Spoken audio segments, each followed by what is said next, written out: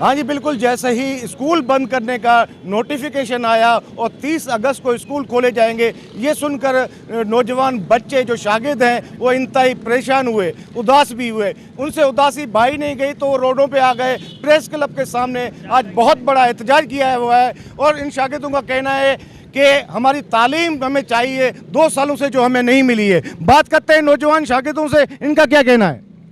जी हमें 2 साल हो गए, हमने कुछ भी नहीं पढ़ा है। ऑनलाइन में जो कुछ पढ़ा है कुछ भी समझ में नहीं आ रहा। एक तो हमारे यहाँ नेटवर्क का बहुत सारा प्रॉब्लम है, नेटवर्क का प्रॉब्लम है। 2 साल से कुछ भी जो भी पढ़ा था या उससे भी पहले हमने कुछ पढ़ा था सब भूल गए हमें।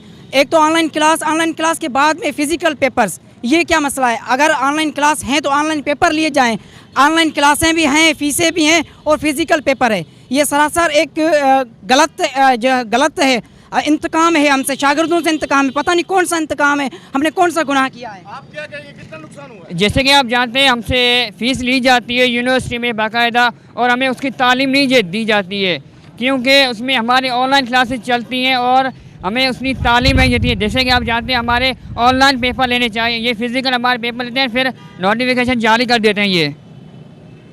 हाँ जी, इनका यही मुतालबा है, बल्कि यही कहना है कि स्कूल खोले जाए, यूनिवर्सिटीज़ खोली जाए, ताकि मुस्तकबिल के मेहमान अपनी पढ़ाई जारी कर सके। 2 सालों से जो उनको नुकसानात हो रहे हैं वो नाकाबिले बर्दाश्त है, आने वाली नस्लों के लिए नाकाबिले बर्दाश्त है।